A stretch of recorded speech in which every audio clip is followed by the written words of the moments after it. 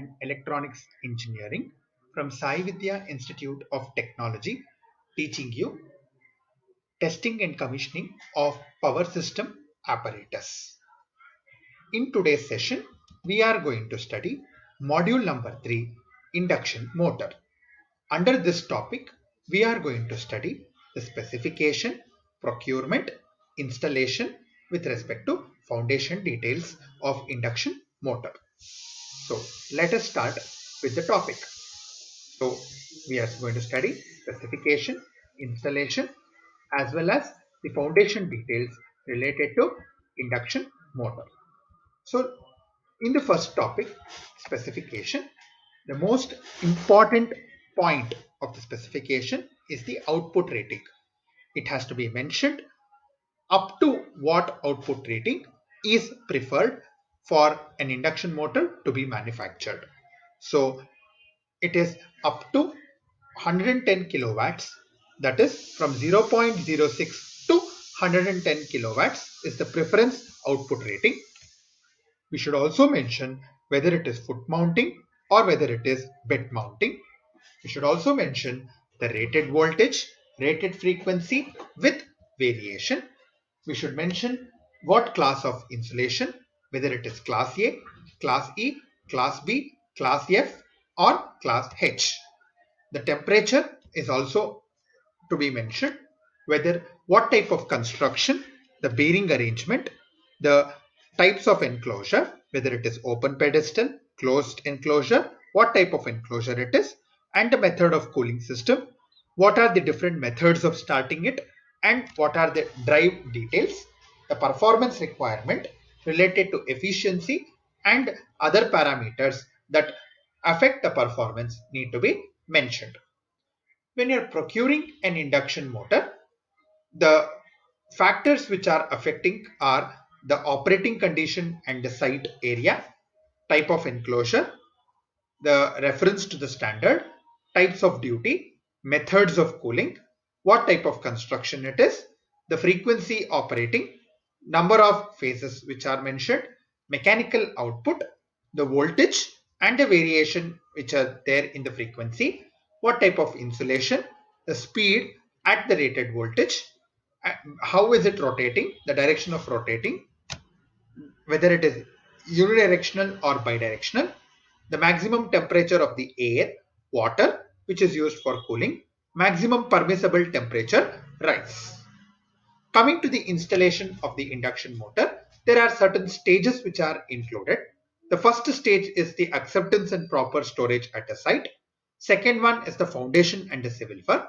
After it is done, you have to draw the supply and control cables. You have to prepare the motor for installation. You have to prepare the driven machine and shaft alignment. You have to install the cooling system. You have to check the insulation, starter, supply and control cable.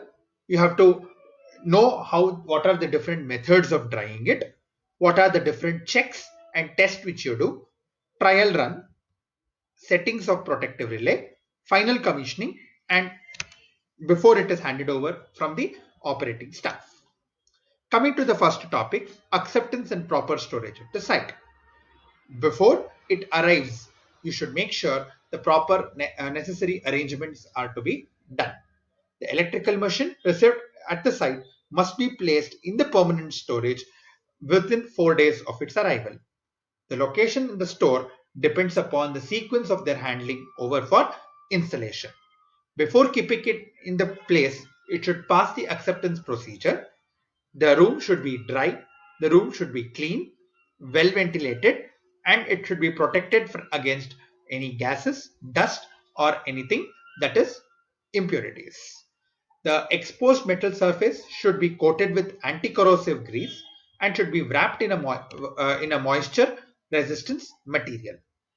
Coming to the civil work and foundation, this is the diagram for the foundation, which consists of foundation bolt. On the RCC foundation, there is nut lock washer, additional plate, bed plate, nut bolts and washer. Coming to the foundation, the room must be having enough space for the installation and dismounting of the machines.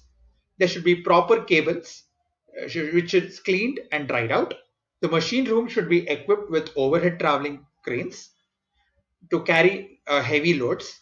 The function of the foundation is to transmit both static loads as well as the dynamic loads. The foundation should be very strong to prevent displacement and vibrations. There are three basic requirements of the machine foundation. First one is the level of the foundation, the rigidity, that is the strongness, and freedom from vibration. Coming to the foundation, it mainly consists of foundation, concrete, it consists of bed plate and foundation bolts. The machine is bolted to the bed plate. The bed plate will be fixed to the leveled foundation. The foundation bolts are used for screwing the bed plate to the concrete foundation. What is concrete foundation? The machine, which is with or without bed plate, should be securely bolted to solid firm level foundation. The design of the foundation depends on the size and the speed of the machine. The quality of the good foundation are rigidity and freedom from vibration. The depth will always depend upon the bearing capacity of the soil. What is a bed plate? They are the secured bolts which are connected to the foundation bolts. The machines are bolted to the bed plate. The bed plates for the large machines are fabricated to thick sheet steel. The bed plates have sufficient stiffeners and ribs. Fabricated bed plates are rectangular in shape. Foundation bolts fix up the bed plate onto the concrete foundation. The lower portion of the foundation bolts has an I shape or sawtooth shape. The foundation bolt is inserted into the hold of the bed plate with the spring washer. The foundation bolt should be located with the bed plate hole. You have to fill the space around the bolts with the cement and paste it to the surface level of the foundation. Thank you for listening to the session. Thank you.